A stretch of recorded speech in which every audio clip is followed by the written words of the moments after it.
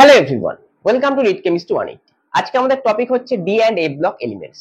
তো d and f block elements থেকে দেখো আমি নিট 2018 আর নিট 2021 এর দুটো কোশ্চেন লিখেছি। এরপরে আমি আরো পিওয়াইকিউ সলভ করাবো D and f block elements থেকে, যাতে আমাদের সমস্ত টপিকের সমস্ত প্যাটার্নের কোশ্চেন সলভ হয়ে যায়। এই ভিডিওটি শেষ পর্যন্ত দেখার পরে আশা করছি নিট 2024 এক্সাম তোমরা যখন 5th মে দিতে যাবে, D and f block elements থেকে কোনো কোশ্চেন তোমাদের বাদ যাবে না, সমস্ত কোশ্চেন আনসার তোমরা করে ফেলতে পারবে। এই ভিডিওর পরেই আমাদের মোস্ট অফ অল টপিকটা প্রায় কভার হয়ে যাবে গোটা সিলেবাসের। এরপরে আমরা এক্সামের যে এক সপ্তাহ বাকি আছে, সেই এক সপ্তাহ জুড়ে আমরা প্রত্যেকটা চ্যাপ্টারের আর কি এমসিকিউ সলভ করব, যেখানে আমরা মোস্ট ইম্পর্টেন্ট এমসিকিউ গুলো নিয়ে আসবো। তাই তোমরা সেই এমসিকিউ গুলো পেতে অবশ্যই চ্যানেলটিকে সাবস্ক্রাইব করে নোটিফিকেশন বেলটি প্রেস করে দিও, যাতে নিট 2024 এক্সামে তোমরা কেমিস্ট্রিতে 150 প্লাস হামেশাই স্কোর করতে পারো। তো চলো ভিডিওটি শুরু করছি। কোশ্চেন 1 কি বলেছে, জার্কোনিয়াম যেখানে জেড অর্থাৎ atomic number 40 and hafnium atomic number 72 have similar atomic and ionic radii because zirconium আর hafnium এর similar atomic radii কেন আছে? অপশন আছে having similar chemical properties, belonging to same group, diagonal relationship না lanthanide contraction। দেখো zirconium এর নিচেই হফনিয়াম আছে, অর্থাৎ আমার যদি আমরা ডায়াগোনাল রিলেশনশিপে যাই সেটা তো হবে না, কারণ সেম গ্রুপে আছে। সেম গ্রুপে ডাউন দ্য গ্রুপ কি হয়, আমাদের সাইজ ইনক্রিজ হয়, কিন্তু এখানে সিমিলার সাইজ বলেছে, তার মানে নিশ্চয়ই কি হবে, কিছু একটা কন্ট্রাকশন হয়েছে। অর্থাৎ জার্কোনিয়াম আর হফনিয়ামের সাইজ সিমিলার হয়ে গেছে, মানে হফনিয়ামের সাইজটা কমে গেছে যতটা হওয়ার কথা ছিল তার থেকে। এর কারণ হচ্ছে আমাদের এখানে ল্যান্থানয়েড কন্ট্রাকশন হয় due to poor shielding of 4f orbital.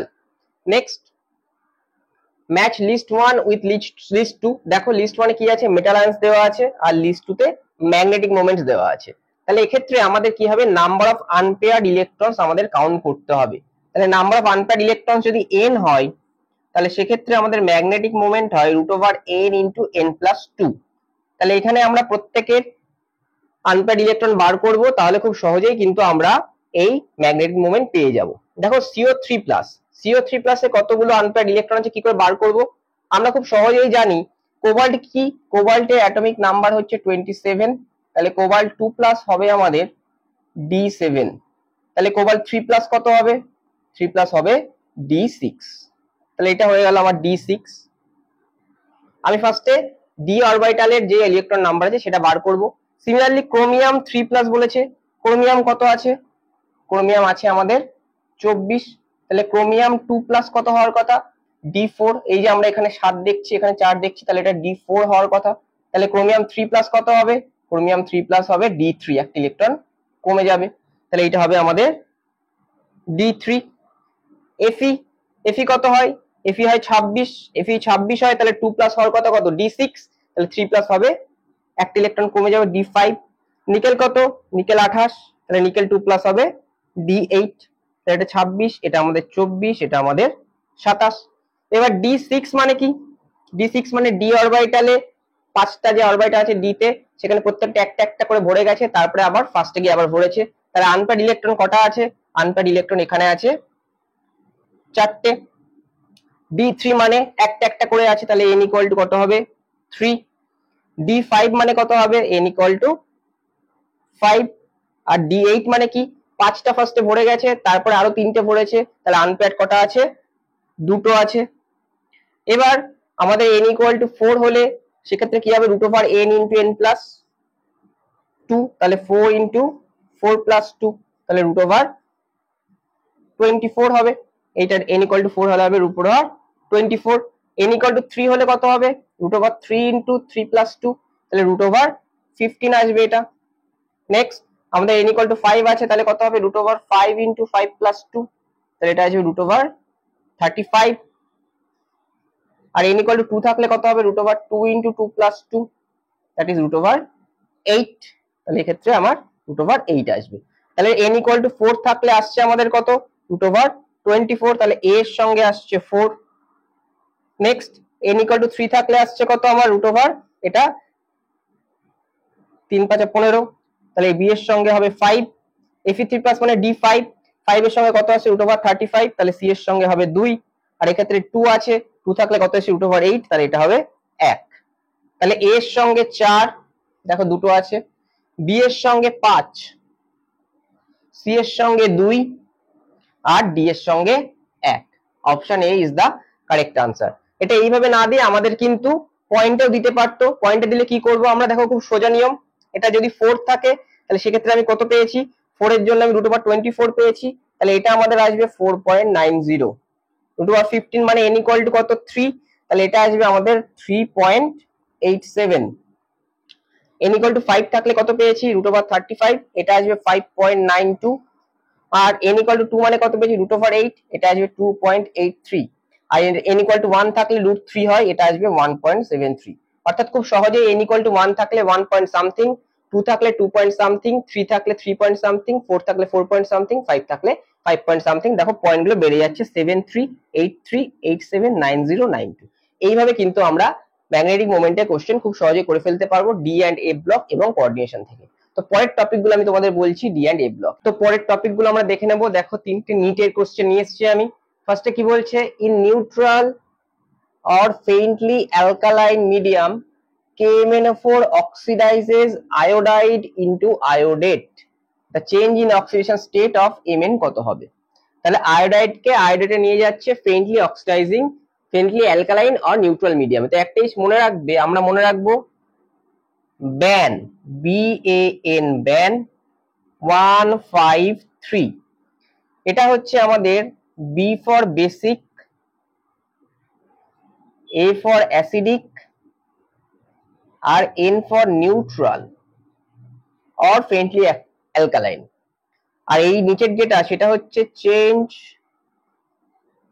In oxidation number of manganese. তাহলে এটা দেখো নিউট্রাল মিডিয়ামে কতটা চেঞ্জ হয়, অক্সিডেশন নাম্বার 3। তাহলে অক্সিডেশন নাম্বার KMnO4 এ Mn এ কত আছে, যদি আমি KMnO4 অক্সিডেশন নাম্বার বার করতে চাই, তাহলে এক্ষেত্রে পটাশিয়াম +1, অক্সিজেন -2, Mn যদি x ধরে নিই, তাহলে +1 + x + 4 × -2 = 0। তাহলে এখান থেকে আমি পেয়ে যাব x = +7। তাহলে KMnO4 এ Mn হচ্ছে +7 এ, নিউট্রাল মিডিয়ামে রিঅ্যাকশন করলে চেঞ্জ হবে 3, তাহলে +7 - 3 দ্যাট উইল বি +4, অর্থাৎ +7 থেকে নিউট্রাল মিডিয়ামে +4 এ যাবে। তো option A will be the correct answer. এবার রিঅ্যাকশনটা যদি আমি লিখতে দেয় তাহলে সেক্ষেত্রে কিভাবে লিখবো, আমাদের যদি আমার KMnO4 বা MnO4 মাইনাস থাকে, সেটা আয়োডাইডের সঙ্গে রিঅ্যাকশন করে কি দিচ্ছে, আয়োডেট দিচ্ছে, আর তার সঙ্গে +4 এর স্পিসিসটা কি হবে, MnO2 হবে। তাহলে এদিকে আমার ওয়াটার আসবে আর এদিকে OH মাইনাস আসবে, এবার ব্যালেন্স হবে। Next, which of the following ion exhibit DD transition and paramagnetism. তাহলে DD ট্রানজিশন তো দেখাবেই, তার সঙ্গে প্যারাম্যাগনেটিজমও দেখাবে। তাহলে আমাকে বার করতে হবে এদের মধ্যে প্যারাম্যাগনেটিক কারা।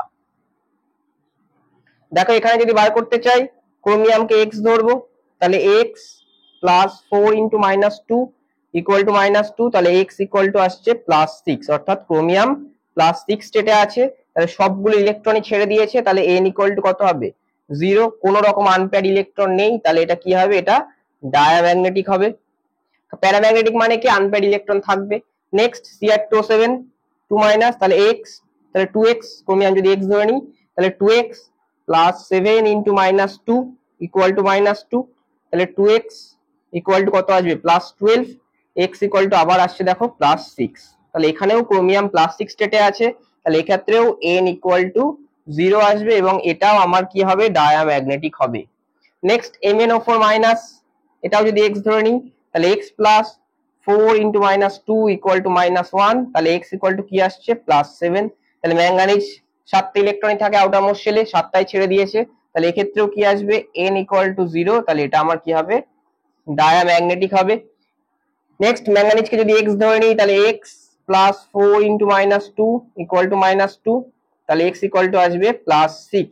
দেখো 6টা স্টেটে আছে, কিন্তু ম্যাঙ্গানিজের আউটার মোস্ট শেলে থেকে 7টা, তার মধ্যে 6টা ছেড়ে দিয়েছে, পড়ে আছে কত, একটা। তাহলে n = কত, 1, আনপেয়ার্ড ইলেকট্রন একটা আছে, তাহলে এইটাই হবে আমার প্যারাম্যাগনেটিক, অপশন ডি, যেখানে DD ট্রানজিশন দেখাবে এবং প্যারাম্যাগনেটিক প্রপার্টি শো করবে। Next, which statement is correct when SO2 is passed through acidified K2Cr2O7। তো আমরা জানি SO2 যখন অ্যাসিডিফাইড K2Cr2O7 এর মধ্যে দিয়ে পাস করি, তখন সেক্ষেত্রে আমরা কি পাই, আমরা গ্রিন কালারের Cr2SO4 পাই, একটা গ্রিন সলিউশন দেখাই। এটা SO2 গ্যাসের আইডেন্টিফিকেশন রিঅ্যাকশন পি ব্লকে আগে আমাদের ছিল। এখানে যে রিঅ্যাকশনটা লিখতে চাই, লিখতে পারো K2Cr2O7 plus SO2 plus H2SO4, অ্যাসিডিফাইড বলেছে তাহলে H2SO4, তাহলে এখানে ফর্ম করবে Cr2SO4 whole 3 plus K2SO4 plus water. এখানে আমার 3টে SO2 থাকবে, ব্যালেন্স কেমিক্যাল ইকুয়েশন হলে এরকমই হবে। তো ব্যালেন্সটা আমাদের দরকার নেই, আমাদের যেহেতু এমসিকিউ দরকার। তো এরপরে আমাদের লাস্ট সেগমেন্টের কিছু জিনিস আমরা করাবো, যেখানে অ্যাপ্লিকেশন হবে ডি ব্লক আর এ ব্লক এলিমেন্টস এর, এবং অ্যাক্টিনয়েডস থেকেও কিছু কোশ্চেন থাকবে। তো ডি এন্ড এ ব্লকের লাস্ট সেগমেন্ট আমরা দেখে নেব। দেখো এখানে কি বলছে, the reason for the greater range of oxidation states in actinoids. Actinoids এ আমরা যে গ্রেটার নাম্বার অফ বা greater range of oxidation states দেখতে পাই, তার কারণ কি?